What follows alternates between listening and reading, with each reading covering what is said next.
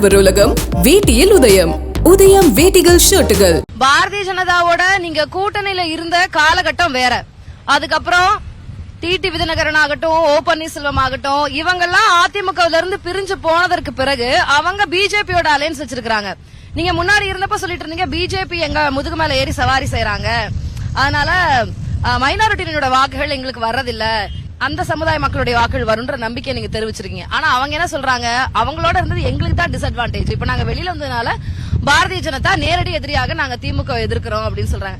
யாருக்கு தான் அப்போ இதுல டிஸ்அட்வான்டேஜ்? நீங்க சொல்றீங்க அவங்க கிட்ட இருந்து வந்தது எங்களுக்கு நல்லது, பிஜேபி சொல்றாங்க அதிமுக இருந்து பிரிஞ்சது எங்களுக்கு தான் நல்லது அப்படின்றாங்க. 4 எம்எல்ஏ போனாங்க இல்லையா சட்டமன்றத்துல, அந்த 4 எம்எல்ஏ உண்மையிலேயே வந்து அண்ணாமலை இந்த சேலஞ்ச் எடுத்துக்கிட்டோம், ரிசைன் பண்ண சொல்லுங்க. ஒரு எம்எல்ஏ வந்துட்டார்னா இல்லையா, நான் வந்து அரசியல இருந்து ஒதுக்கிறேன். ஒரு எம்எல்ஏ வர முடியாது. அப்படி உங்க தலையெழுத்தே பாத்தீங்கன்னா யார் முதுகிலே சுமக்குதுன்னு போனோம், அதே போல வந்து பொதி சுமக்கிற மாதிரி உங்களை வந்து சுமந்துட்டு இருக்கோம். இதெல்லாம் வந்து இந்த புதிய தேவையில்லை, இந்த வேஸ்டான பெட்டியை தேவையில்லைன்னு கழட்டி விட்டாச்சு. பொதுமக்கள் சந்தோஷமா இருக்காங்க, சிறுபான்மையினர் சந்தோஷமா இருக்காங்க, ஆதிதிராவிட மக்கள் சந்தோஷமா இருக்காங்க, தமிழ்நாட்டு மக்களே சந்தோஷமா இருக்காங்க. இப்போ ஸ்டாலின் பிஜேபியை விமர்சிக்கிற அளவுக்கு இது வரைக்கும் இபிஎஸ் பிஜேபியை விமர்சிக்கவே இல்லையா? எக்ஸப்ட் தட் அண்ணாமலை இந்த ஒரு விஷயத்த சொன்னதுக்கு அப்புறம் அதிமுக கரைஞ்சிரும், இபிஎஸ் தலைமையில இருக்கிற அதிமுக சொன்னதுக்கு பிறகுதான் வெளிப்படையா ஒரு வார்த்தை மோதலே வருகிறது. அது வரைக்கும் எதுவுமே பிஜேபி பத்தி விமர்சனமே பண்ணலையே. என்ன ஒரு விமர்சனம் வந்து அரசியல் நோக்கர்கள் உங்க மேல வைக்கிறாங்கன்னா, எல்லாம் ஒரு ஹோலிஸ்டிக்கா நான் அந்த பார்வை வைக்கிறேன்.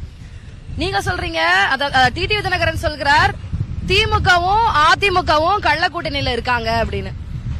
அதே போல நீங்க அதிமுகவும் பிஜேபியும் கள்ள கூட்டணியில இருக்கிறதா முதலமைச்சர் சொல்கிறாரு. இந்த கள்ள கூட்டணிங்கிற பதம் அதிமுக விட்டு விலகவே மாட்டேங்குது. ஏன்? அதுதாங்க இந்த 2 பேர் தாங்க சொல்றது, வேற யாரும் சொல்றது இல்ல.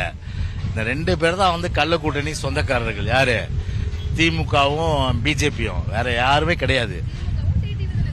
எல்லாமே அலையன்ஸ்ல இருக்காங்க. ஓகே, அலையன்ஸ்ல இருக்கிறத சொல்றேன் நானு. டிடி ஒரு ஃபேக்டர் இல்ல, அவரை பத்தி பேச வேண்டிய அவசியம் கிடையாது. அதனால நான் சொல்றது திமுகவும் பிஜேபியும். சரி, நான் கேக்குற பிரைம் மினிஸ்டர் எவ்வளவு பேரு கேபினெட்ல அவங்க ஆங்கிலம் யாருமே தெரியாதா? நான் கேக்குறேன், ஆங்கிலம் தெரிஞ்ச மினிஸ்டர் யாருமே இல்லையா? டிஎம்கே மினிஸ்டர்ஸ் எவ்வளவு பேர் இருக்காங்க. சார், பிரைம் மினிஸ்டர் பார்க்கும்போது கூட ஒரு 2 பேர் அனுப்ப வேண்டியது தானே. உதயநிதி போறாரு, யாரு? சோல் வந்து ஒரு இவருடைய வந்து வாரிசு, தாத்தாருடைய பேர, அப்பா சிஎம், புள்ள வந்து இப்ப மந்திரி போறாரு. சரி, கூட 2 பேரும் அனுப்ப வேண்டியது தானே. ஏன் அனுப்பல? எதுக்கு அனுப்பணும்? அதுதான் சஸ்பிஷன். அதான் சஸ்பிஷன்.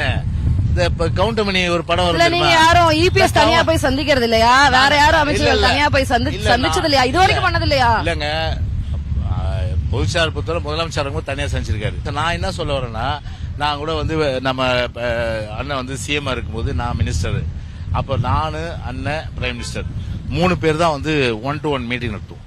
அது 4 தடவை நான் போயிருக்கேன். நான் என்ன கூட்டு போறாரு, ஏன்னா இப்ப இங்கிலீஷ் டிரான்ஸ்லேஷனுக்கு நான் கூட இருப்பேன். நான் ஒரு கான்பிடென்ஷியல்ட்ட மெயின்டைன் பண்ணுவேன், அதே நேரத்தில் வந்து ரகசியத்தை காப்பேன்னு தெரியும்.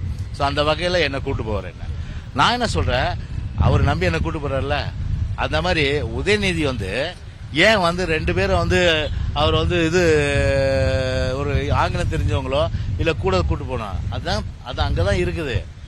நாங்க அடிக்கிறது போல அடிக்கிறோம், நீங்க அழுவது போல அழுவுங்க, எதை பத்தி கவலைப்படாதீங்க. எங்க ஆதரவு எப்போதும் உங்களுக்கு தான். ஆடவர் உலகம் வேட்டியில் உதயம். உதயம் வேட்டிகள் ஷர்ட்டுகள்.